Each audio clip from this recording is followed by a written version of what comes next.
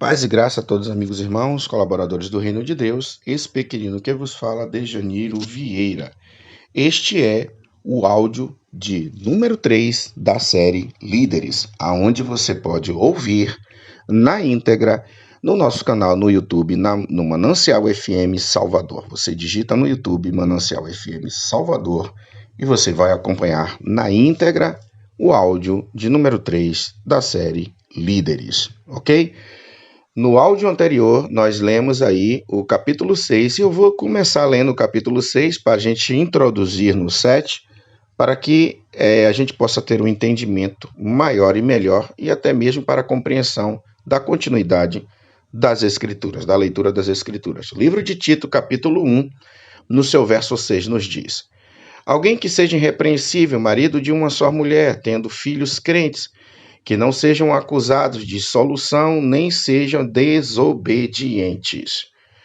Pois é necessário que o bispo seja irrepreensível como despenseiro de Deus, não soberbo, nem irascível, nem dado ao vinho, nem espancador, nem cobiçoso de torpe ganância. Queridos amados, o apóstolo Paulo deixou Tito na cidade de Creta para pôr em ordem aquilo que ainda não estava em ordem.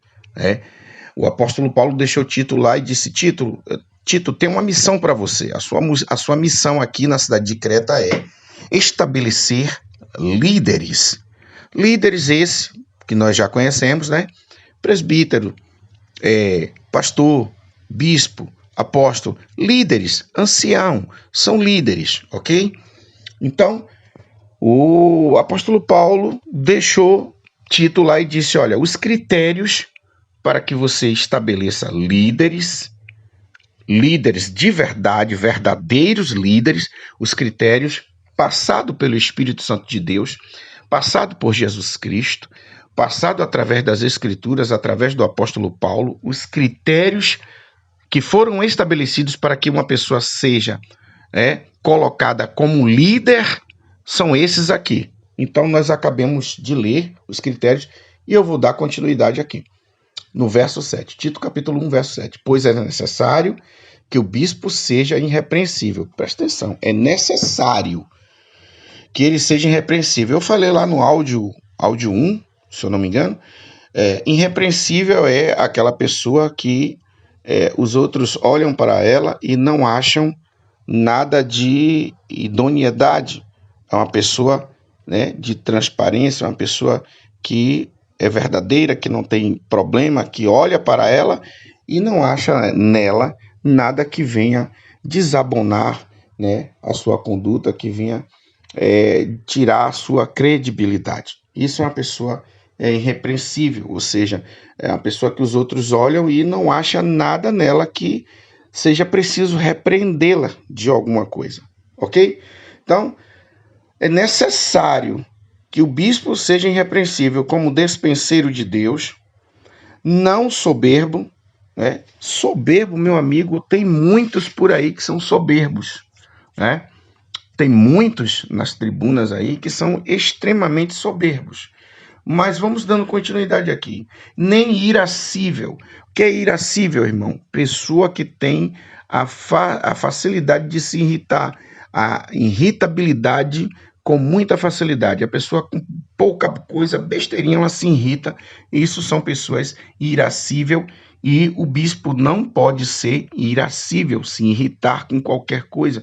O bispo não pode ser soberbo. O bispo ele tem que ser despenseiro de Deus e ele tem que ser uma pessoa irrepreensível, aonde os outros olhem para ele e não achem motivo para repreendê-lo, ok? Vamos lá dando continuidade. O bispo não deve ser soberbo, nem irascível, nem dado ao vinho. Ele não pode beber. Mas sabemos nós aqui que entre uns e outros líderes que tem aí na tribuna, no popular, como eu gosto de falar, na intoca, ele dá os goletes, aqueles goletezinhos. Eles dão, sim. Tem muitos aí, muitos pregadores, muitos presbíteros, pastores, bispos, apóstolos, que na escondida, lá na intoca, ele dá o golete dele, ele bebe sim. Ele esconde do homem, mas de Deus ele não pode esconder. Isso é fato, e você que ouve o áudio sabe que tem pessoas aí assim. Isso é fato. Obviamente que eu não estou generalizando, mas sabemos que existe sim. Isso é fato. Ok? Não dado ao vinho, nem espancador. Meu amigo aqui, meu Jesus, Esses são os critérios que devem ser estabelecidos para que uma pessoa seja colocada como líder. Ele não pode ser espancador, mas o que mais tem por aí, que a gente sabe, tem muito espancador. O pastor, sabe, o bispo, o apóstolo que está lá na igreja, ali na igreja ele é o santo homem de Deus, mas dentro da casa dele ele é espancador. Ele maltrata a esposa, ele maltrata os filhos, ele espanca, ele desfaz, sabe? E na igreja ele é santo, mas dentro da casa dele, meu amigo, só Jesus na causa. A gente sabe que existe pessoas assim, sabe que existe e tem pessoas assim, está lá na tribuna. Não deveria estar, porque o critério estabelecido pela Escritura, pelo apóstolo Paulo, pelo Espírito Santo de Deus, pelo próprio Jesus Cristo, para que a pessoa seja um líder, meu amigo, ele não pode ser espancador, mas ele espanca a esposa. É espancador de mulheres. E nós sabemos disso. A mulher, ela sofre essas agressões e muitas delas ficam caladas, sofrem caladas para que não venha primeiro escandalizar a igreja de Cristo. Ela teme, ela tem um temor disso. Segundo, ela não fala para não escandalizar a sua própria vida, nem muitas das vezes a vida do próprio marido. Ela sofre calada, sofrendo calada para não escandalizar a vida do miserável que espanca ela, né? Para não escandalizar a igreja como um todo, ela sofre calada. E a gente sabe que tem muita mulher assim, o qual, na verdade, ela deveria convocar a liderança da igreja, ela deveria convocar a reunião com a convenção e esclarecer os fatos, abrir o verbo e mostrar tudo, para que eles fiquem sabendo quem é aquele homem. O pior disso tudo, sabe o que acontece? É que tem mulheres que fazem isso, mas eles mesmos lá se reúnem e aí bota o camarada no banco. Eu não sei quem foi que criou esse negócio de banco, mas enfim, bota o cara lá no banco e o cara fica afastado das suas atividades no banco, 1 mês, 2, 3, 4 meses, e dali depois ele volta novamente nas suas atividades, né? Depois de um período de tempo estabelecido por eles mesmos lá, ele volta para suas atividades, né? E como um santo homem de Deus. Bom, se ele voltar arrependido e deixar de fazer as práticas erradas que não condiz com as escrituras, perfeito. O problema é que muitos voltam e continuam espancando as mulheres. Continua espancando as suas esposas. Aí agora já é um caso de polícia que deve enquadrar ele na Lei Maria da Penha, descer-lhe o cacete e meter ele na prisão. Essa é a minha opinião. Mas tá aqui o critério estabelecido pela Escritura Sagrada, que não sou eu que estou dizendo, não é eu, é a Escritura. E aqui eu quero deixar bem claro que não é você que está ouvindo, não é o líder, não é o pastor, não é a convenção que tem razão. O que tem razão é a Escritura. E a Escritura diz que não é para ser espancador, não é para ser espancador e acabou. Espancador tem que ser posto fora da liderança, não era nem para estar aí. Tá fazendo o que aí? Tá fazendo o que aí? Era para estar fora daí. Mas enfim, muitos botam panos quentes, né? Abafa, dá tapinha nas costas, alisa, passa a mão pela cabeça e dali a 6 meses, 1 ano depois, sei lá, o tempo que eles estabelecem, aí o cara volta tudo de novo lá né? Volta para lá para ser líder novamente. Mas vamos dando continuidade aqui, não pode ser espancador, ainda no verso 7, Tito capítulo 1, verso 7. Nem cobiçoso de torpe ganância. Aqui é um outro critério que pegou, porque o que mais tem hoje aí é ganancioso. É o cara que cobiça muitas das vezes a mulher do próximo, cobiça muitas das vezes tem inveja da questão financeira dos outros, e a ganância é porque não aguenta ver o dinheiro. Não aguenta ver dinheiro. Meu amigo, eu não consigo entender quais são os critérios utilizados, o motivo e o porquê de um pastor, presidente, ou seja lá, o que quer que coloque ele, que ele esteja ganhando 20, 30, 40 mil salário, 40 mil de salário. Um pastor que ganha 5 mil, 10 mil, 12 mil, 16 mil de salário, para mim isso não justifica de forma nenhuma, cara. Não justifica de forma nenhuma. Ah, mas quem vive do altar coma do altar, sim, beleza. Quem vive do altar coma do altar. Mas quem estabeleceu esses valores? Quem foi que disse que deveria ser 16 mil, 5 mil, 10 mil, 15, 20 mil, 40 mil? Quem foi que disse que deveria ser? Quem foi que estipulou? Quem foi que fez essa reunião e bateu o martelo e disse, não, o pastor aqui, líder, vai ganhar esse valor? Quem foi que disse? Aqui está escrito que quem vive do altar coma do altar, beleza. Mas quem estipula os valores?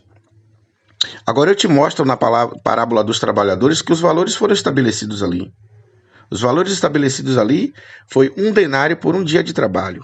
1 denário por um dia de trabalho. Quanto é um dia de trabalho? O valor de um dia de trabalho hoje, abalizado pelo salário mínimo. Salário mínimo de R$ 1.300. Qual é o valor hoje? Se a gente fizer o cálculo, dá R$ 50 um dia de trabalho. R$ 50 uma diária de trabalho referente a um salário mínimo.